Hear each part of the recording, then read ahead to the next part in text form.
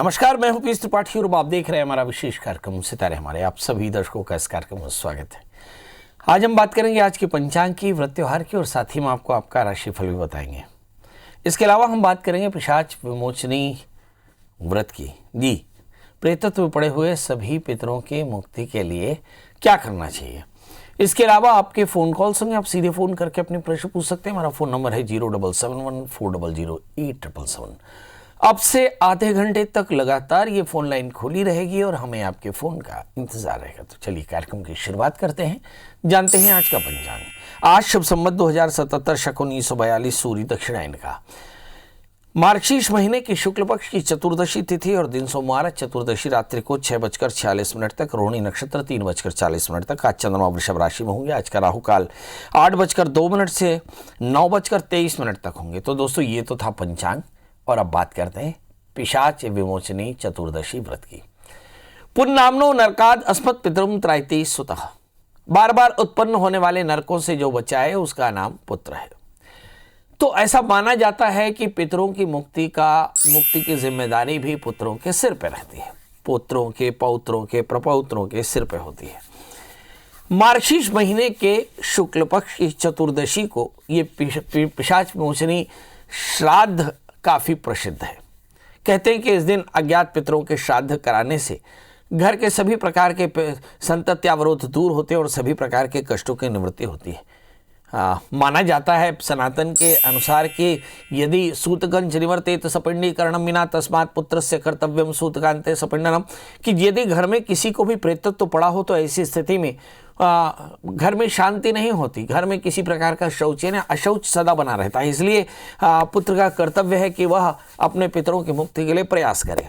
यदि आपकी जन्म कुंडली में शनि राहु जैसे ग्रहों से आक्रांत हो जाए, राहु जैसे ग्रहों से चंद्रमा, सूर्य या बृहस्पति आक्रांत हो जाए, तो ऐसी स्थिति में हमें मान लेना चाहिए कि हमारे जीवन में कष्ट है। इसके परिणाम स्वरूप बच्चों की पढ़ाई, बच्चों की सेहत, बच्चों के प्राप्त होने में, संतान के प्राप्त होने में, शादी में, घर की बरकत में, घर की शांति में, रोगों से मुक्ति में, ऋण से मुक्ति में, शत्रुता से मुक्ति में, किसी भी प्रकार की समृद्धि में बाधा में, अनेक प्रकार की परेशानियां आपको दिखाई पड़ती हैं। और इन सब का निदान होता है हमारे यहाँ पे अज्ञात पितरों का श्राद्ध, यानी एकोदिष्ट श्राद्ध करना। तो पिशाच विमोचनी व्रत के दिन हम किसी भी नदी के किनारे, तालाब के किनारे या समुद्र के किनारे जलस्थान में बैठ करके मम कुलाभिवृद्ध है ऐसा संकल्प करके पंचकलशों की स्थापना करें। ब्रह्मा, विष्णु, महेश, यम इत्यादि का पूजन करके और फिर क्रमशः एकोदिष्ट श्राद्ध करें। तो कहते हैं सभी प्रकार के प्रेतत्व में पड़े हुए अपने पितरों की मुक्ति होती है और घर में सभी प्रकार की समृद्धि मिलती है। मतलब किसी भी प्रकार के अज्ञात भय से पीड़ित दोषों की निवृत्ति के लिए इस दिन श्राद्ध करना चाहिए अज्ञात पितरों का। चलिए, तो इस दिन क्या क्या करना चाहिए।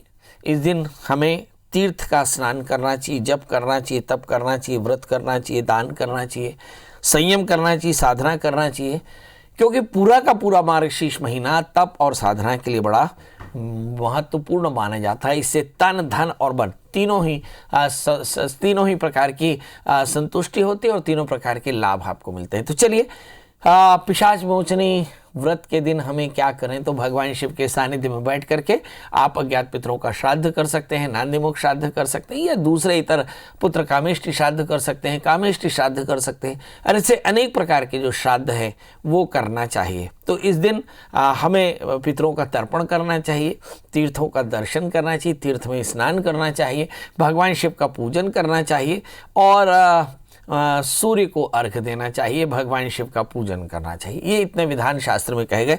चलिए, अब भगवान विष्णु और शिव की पूजा से सभी प्रकार की सिद्धियां प्राप्त होती हैं, आपको भी हो जाए।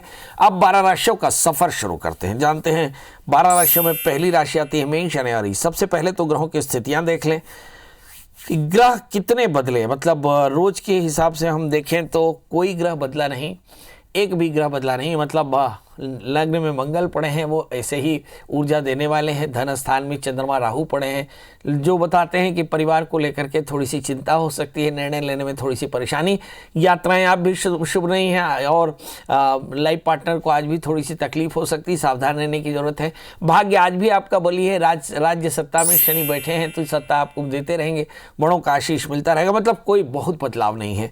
तो फिर समाधान में भी कोई बड़ा बदलाव नहीं होना चाहिए। तो क्या करना चाहिए? शुक्र और केतु आठवें स्थान में है तो गाय को और कुत्ते को आहार दें, शुक्र और केतु के मंत्र का जप करें, महामाया के दर्शन करें और सूक्ष्म जीवों को आहार निकालें तो आज का दिन बेहतर। अब बात कर लेते हैं दोस्तों वृषभ राशि की। इस राशि में भी हम देखें कि बहुत बड़े ग्रहों का परिवर्तन नहीं दिखाई पड़ता, मतलब कल की तरह फिर से कहेंगे कि तृतीय चंद्रमा राहु से आक्रांत है, निर्णय लेने में थोड़ी सी परेशानी, सातवें स्थान में शुक्र केतु है। तो कहा जा सकता है कि लाइफ पार्टनर की सेहत का एकदम ध्यान रखना होगा। आठवें स्थान में सूर्य बुध है, हेल्थ को लेकर के सावधानी, बच्चों के हेल्थ को लेकर के भी थोड़ी सावधानी, बेवजह की बातों से बचना होगा। भाग्य स्थान में गुरु शनि पड़े, ढेर सारे अवसर हैं मगर रूटीन में बमचक मची रहेगी। क्या करना चाहिए? तो इस राशि वाले जातकों के लिए फिर वही बात कि निर्णय से बचने, अनिर्णय की स्थिति से बचने के लिए आपको बड़ों की सलाह लेनी चाहिए। साथ में भगवान सूर्य को अर्घ देना चाहिए, आदित्य हृदय स्तोत्र का पाठ करना चाहिए और साथ में थोड़े से पंजीरी का दान करना चाहिए तो आज का दिन बेहतर होगा। बात कर लेते हैं दोस्तों मिथुन राशि की। इस राशि में भी चंद्रमा राहु 12वें स्थान में कल की तरह, मतलब सेहत का ध्यान यहां भी रखना है, खर्च पर कंट्रोल करना है। पंचमें छठे स्थान में संतान को लेकर थोड़ी चिंता हो सकती है। सातवें स्थान में सूर्य बुध है, अच्छे दोस्त आपको मिलेंगे। आठवें स्थान में गुरु शनि है, लाइफ पार्टनर की सेहत अच्छी नहीं, पार्टनरशिप बिजनेस में सावधानी रखनी होगी। आठवें स्थान में शनि है, बेवजह की बातों से बचना होगा। कमर का दर्द अगर हो तो आप अपने डॉक्टर की सलाह में रहें। खट्टा तीखा बिल्कुल न खाएं, ठंड से बच कर रहें। क्या करना चाहिए? इस समय मंगल की स्थिति 11वें स्थान में, बहुत अच्छी स्थिति में मंगल बैठे हैं, मतलब आय की स्थिति अच्छी है मगर खर्च आकस्मिक हो सकते हैं, सावधान रहना है। क्या करें जिससे आज का दिन बेहतर हो? भगवान शिव के शरण में जाएं, ओम नमः शिवाय इस मंत्र का जप करें और साथ में भगवान शिव का अभिषेक करें, थोड़े से खीर का दान करें तो आज का दिन बेहतर होगा। बात कर लेते हैं दोस्तों कर्क राशि की। इसी राशि के स्वामी चंद्रमा 11वें स्थान में बैठे हैं, मतलब ऐसा कहा जा सकता है कि कर्क राशि वाले जातकों के लिए परिस्थितियां बेहतर हैं। मंगल इस समय में इस राशि में होकर बैठे, मतलब सत्ता में पकड़ आपकी अच्छी। सातवें स्थान में गुरु शनि है तो मुझे ऐसा लगता है कि इस राशि वाले जातकों के लिए अच्छे दोस्त मिलेंगे मगर लाइफ पार्टनर की सेहत का एकदम ध्यान रखना होगा। इस समय शुक्र और केतु एक साथ बैठे हैं, मतलब स्थान परिवर्तन के योग बन सकते हैं। छठे स्थान में सूर्य बुध है, शत्रु बाधा से आपको मुक्ति मिलेगी, ऋण बाधा से मुक्ति मिल सकती है, यानी प्रयास करना चाहिए। इस राशि वाले जातकों के लिए परिस्थितियां कैसी? 11वें स्थान में चंद्रमा राहु है, रूटीन में थोड़ा सा भ्रम हो सकता है। बच्चों को इस भ्रम से बचने के लिए हनुमान जी का दर्शन, हनुमान चालीसा का पाठ और मसूर की दाल गुड़ का दान करना चाहिए तो आज का दिन बेहतर होगा। बात कर लेते हैं दोस्तों सिंह राशि की। अब इस राशि में देखें कि भाग्य स्थान में सूर्य बुध पड़े हैं, मतलब 5वें स्थान में सूर्य बुध पड़े हैं, मतलब संतान को लेकर अच्छा हो सकता है। आपकी माइंड की कंडीशन बहुत अच्छी है। चौथे स्थान में शुक्र केतु, दशम स्थान में राहु, मतलब वर्क प्लेस में ज़्यादा सावधान रहने की जरूरत पड़ेगी। भाग्य स्थान में मंगल है, मतलब ढेर सारे अवसर हैं आपके पास में। छठे स्थान में गुरु शनि है, रोज की तरह फिर रहूँगा। संतान और लाइफ पार्टनर की सेहत का एकदम ध्यान रखना होगा। चौथे स्थान में शुक्र केतु, भूमि वाहन मकान के योग बन सकते हैं। करना क्या चाहिए? तो इस राशि में चाहिए कि गुरु मंत्र का जप करें, इस चने की दाल गुड़ का दान करें तो आज के दिन बेहतर होगा। बात कर लेते हैं दोस्तों कन्या यानी वर्गों की। इस राशि में भी बहुत सारी बातें लिखी है। नंबर 1 पहली बात तो ये लिखी है कि लग्नेश बुध सूर्य के साथ में बैठे धनु राशि यानी चतुर्थ स्थान में, सामाजिक प्रतिष्ठा अच्छी रहेगी, परिवार के लोगों की परिस्थितियां भी काफ़ी अच्छी रहेंगी। यहाँ पर 5वें स्थान में गुरु शनि है, लाइफ पार्टनर के साथ बमचक मचने की पूरी संभावना। 8वें स्थान में मंगल पड़े हुए हैं, बेवजह की वाद हो सकते हैं। तृतीय मंगल अष्टम स्थान में, मन में कषाय हो सकता है। इस राशि में हम देखें तीसरे स्थान में शुक्र केतु है, स्वभाव का चिड़चिड़ापन। भाग्य स्थान में राहु, उलझने लगातार बनी रह सकती हैं। रूटीन के स्वामी 11वें स्थान में बैठे हैं, मतलब लगातार रूटीन में उलझने बनी रहेंगी, चीज़ें कल पर टलती रहेंगी। क्या करना चाहिए? तो कन्या राशि वाले जातकों के लिए सबसे पहले तो ये देखिए कि आप अपने वर्क में ज़्यादा ध्यान रखें, वर्क प्लेस में सावधान रहें और साथ में महामाया के दर्शन करें, खीर का दान करें तो आज का दिन बेहतर होगा। तो दोस्तों ये तो था मेष लेकर मीन काल। अब बात करेंगे तुला यानी लिब्रा की। इस राशि वाले जातकों के लिए देखते हैं कि आज का दिन इनके लिए कैसा। भाई इस समय अगर हम तुला राशि वाले जातकों के लिए देखें तो ऐसा लगता है कि चौथे स्थान में गुरु शनि, आहार का संयम रखना होगा, क्योंकि जब कभी नीच के बृहस्पति चौथे स्थान में होंगे तो एब्डोमिनल इन्फेक्शन की संभावना है और ये भी पानी से आपको हो सकती है। नंबर 2 सूर्य बुध अच्छी स्थिति में, मेंटल कंडीशन बहुत अच्छी, मतलब कॉन्फिडेंस लेवल अच्छा है, मतलब प्रयास आपके लिए बहुत अच्छे हैं। मगर 8वें स्थान में चंद्रमा राहु है जो बताते हैं बॉसेस के साथ कॉन्फ्लिक्ट हो सकता है, वर्क प्लेस पर परेशानियां हो सकती हैं। पेट में तकलीफ हो सकती है, बेवजह की बातों से मन परेशान हो सकता है। सातवें स्थान में मंगल, दोस्त अच्छे होंगे, आपको बहुत ज़्यादा सहायता करेंगे। क्या करना चाहिए? तो शनिश्चर मंत्र जब करें, काले तिल काले उड़द का दान करें तो आज का दिन बेहतर होगा। अब बात कर लेते हैं दोस्तों वृश्चिक यानी स्कॉर्पियो की। लग्नेश मंगल है और लग्नेश मंगल इस समय मेष राशि में होकर के बैठे, मतलब इस राशि में हम देख पाते हैं कि छठे स्थान के मंगल है जो खूब सारी ऊर्जा देते हैं। और ये बहुत अच्छी बात है कि लगातार मंगल जहाँ जहाँ भी छठे स्थान में रहे वो लग्न पर अच्छी ऊर्जा देते रहे, इसलिए वृश्चिक राशि वाले जातक काफ़ी ऊर्जावान महसूस करेंगे। लग्न में शुक्र केतु है, खूब सारी यात्राएं हो सकती हैं। दर स्थान में सूर्य बुध संपत्ति के योग है। तीसरे स्थान में गुरु शनि। इस समय सज्जनों की सेवा करनी चाहिए। ऐसा कहते हैं कि शनि अगर नीचस्थ गुरु के संगत में आ जाए तो कहते हैं बहुत बुरी संगत भी हो सकती है। मतलब बच्चों को अपनी संगत को ठीक रखनी चाहिए, बड़ों को भी अच्छी संगत रखनी चाहिए, व्यसन से दूर रहना चाहिए। सातवें स्थान में चंद्रमा राहु है। मुझे ऐसा लगता है कि किसी काम में बाधा और लाइफ पार्टनर की सेहत में परेशानी या पार्टनरशिप में थोड़ी चीटिंग हो सकती है। ध्यान रखिए क्या करें जिससे आज का दिन बेहतर हो। नंबर 1, रूटीन में आप सावधान रहें। नंबर 2, भगवान शिव की शरणागति में जाएं। ओम नमः शिवाय मंत्र जप करें, भगवान शिव का अभिषेक करें और साथ में थोड़े से खीर का दान करें तो आज का दिन बेहतर होगा। अब बारी है दोस्तों धनु यानी सेजिटेरियस की। लग्नेश धन स्थान में बैठे हैं, लग्न में सूर्य बुध हैं, तो ऐसा कह सकते हैं कि आप सब कुछ अच्छा है, क्योंकि दशमेश और सप्तमेश अगर लग्न में बैठे हो, सूर्य के साथ में बैठे हो तो मान लेना चाहिए कि सब कुछ बढ़िया है, बहुत बढ़िया है। धन स्थान में गुरु शनि है, संपत्ति के योग भी बेहतर दिखाई पड़ेंगे इस समय अगर मंगल की स्थिति देखिए 5वें स्थान में, संतान को लेकर कुछ अच्छी खबरें हो सकती, मगर 6वें स्थान में चंद्रमा राहु पड़े हैं। बेवजह की वादों से मन परेशान हो सकता है, ऋण रोग व्याधि शत्रुता की चिंता हो सकती है, खर्च थोड़े से ज़्यादा हो सकते हैं, मगर कमाई भी उसकी तुलना में बेहतर होगी क्योंकि शुक्र 12वें स्थान में है। इस राशि वाले जातकों के लिए करना क्या चाहिए? तो इस राशि में भगवान सूर्य को अर्घ देना, आदित्य हृदय स्तोत्र का पाठ करना, पंजीरी का दान करना श्रेयस्कर होगा। बात कर लेते हैं दोस्तों मकर यानी कैप्रिकॉन्स की। लग्न में गुरु के साथ में शनि है। लग्नस्थ गुरु शनि क्या दे सकते हैं? ऐसा कहते हैं कि नीचस्थ बृहस्पति के कारण सेहत को लेकर के सावधान रहना चाहिए। गुरु शनि योगों से आपके जीवन में, आर्थिक जीवन में बेहतरी बनी रहेगी। इस समय अगर हम 4थे स्थान के मंगल को देखें तो सामाजिक प्रतिष्ठा, पारिवारिक का वातावरण अच्छा है। 5वें स्थान में चंद्रमा राहु है। सिवाय इसके कि आप अपने बच्चे की करियर, बच्चे की सेहत, लाइफ पार्टनर की सेहत को लेकर थोड़ी चिंतित हो सकते हैं। इस समय शुक्र केतु 11वें स्थान में है, लाभ की स्थिति रहेगी, मगर फाइनेंस का क्रंच बना रह सकता है क्योंकि सूर्य बुध 12वें स्थान में। वैसे सूर्य बुध आपको काफ़ी प्रसिद्धि भी देंगे। मतलब कुल मिलाकर के मकर राशि वाले जातक काफ़ी बेहतर स्थिति में रहेंगे। क्या करना चाहिए? तो चाहिए ये कि हनुमान जी का दर्शन करें, हनुमान चालीसा का पाठ करें, मसूर की दाल गुड़ का दान करें तो आज का दिन बेहतर होगा। बात कर लेते हैं दोस्तों कुंभ राशि की। इस राशि में लग्नेश 12वें स्थान में, द्वितीय 12वें स्थान में। मैं लगातार कहता हूँ कि मिथुन सिंह और कुंभ राशि वाले जातकों को थोड़ा सावधान रहना चाहिए क्योंकि इस समय सेहत, पैसा दोनों ही, शरीर माध्यम खलु धर्म साधना है ना, तो न नेक्षन्ति पुनस्त्यागम अपि कुष्ठादिरोगिण। मतलब जो कुष्ठ रोगी हैं वो भी अपने शरीर से बहुत प्यार करते हैं। तो हम लोग तो स्वस्थ शरीर के हैं, तो मुझे ऐसा लगता है कि अपने शरीर से प्यार करिए, शरीर की रक्षा करिए, फिर धन की रक्षा करिए और फिर अपने प्रयासों में लगातार लगे रहिए। याद रखिए 3रे स्थान में मंगल है। परमात्मा ने अगर 100 बुराइयां दी है तो एक अच्छी चीज़ दी है कि आपके पास जबरदस्त ऊर्जा है। इस ऊर्जा से लगातार प्रयास करें, आपको फायदा जरूर होगा। 11वें स्थान में सूर्य बुध है। लाभ की स्थिति में कहीं कोई तकलीफ नहीं है। 10वें स्थान में शुक्र के, तो आपका होल्ड अच्छा है, मगर 4थे स्थान में राहु। परिवार के बुजुर्गों की सेहत की आपको जरूर चिंता करनी चाहिए। इस समय इस राशि वाले जातकों के लिए सबसे महत्वपूर्ण बात क्या है? अपनी ऊर्जा को सही तरह से चैनलाइज करना, बृहस्पति के मंत्र जप करना, बड़ों का आशीष लेना और चने की दाल गुड़ का दान करना इनके लिए फायदेमंद रहेगा। बात कर लेते हैं दोस्तों मीन राशि की।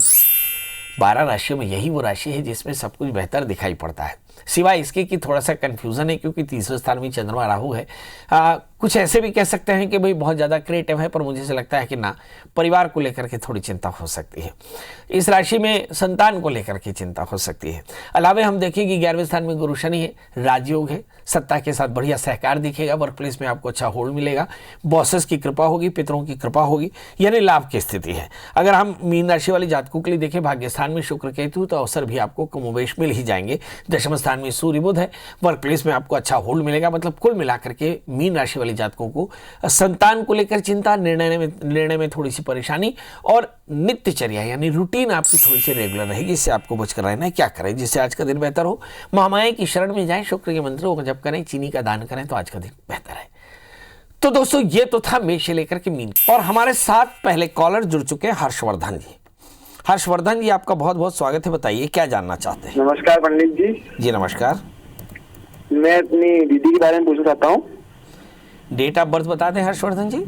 उनकी जन्म तारीख 17 जनवरी 1998 है। समय 7:14 शाम को। 7:10 10 हाँ, शाम की। जन्म स्थान नीमच MP। अच्छा, बताइए क्या जानना चाहते हैं बेटा। मैं चाहता हूँ जानना कि वो अभी MPPSC की तैयारी कर रहे हैं, तो उनका उसमें होगा नहीं, क्या नहीं होगा, और उनका आगे भविष्य कैसा रहेगा, और उनकी गुस्सा बहुत आता है तो उसके लिए क्या करना चाहिए। गुस्सा बहुत आता है, उसके लिए क्या करना चाहिए, आगे MPPSC में सिलेक्शन होगा कि नहीं। बहुत बढ़िया प्रश्न है। कर्क लग्न है, राशि सिंह है। कर्क लग्न वाले अक्सर भाग्यशाली होते हैं और वो राजा बनते हैं, इसलिए MPPSC में सिलेक्शन के चांसेस हैं। बड़ा प्रश्न है क्या कोई व्यवधान भी है। लग्न चंद्रमा राहु से आक्रांत है, इसलिए भ्रम की स्थिति बहुत ज़्यादा है और जीवन में व्यक्तिगत निजी असंतुष्टि होने के कारण गुस्सा भी ज़्यादा है, क्योंकि तृतीय छठे स्थान में है। इसको हम लोग थोड़ा सा बोलते हैं माइनर एंग्जाइटी है, तो इसके कारण जातक का मूड हमेशा खराब रहता है और ख़राब रहने के कारण गुस्सा बहुत आता है। तीसरा प्रश्न, क्या इन्हें सफलता मिलेगी। खतरा ज़्यादा है। राहु की महादशा में राहु का अंतर शुरू हो चुका है।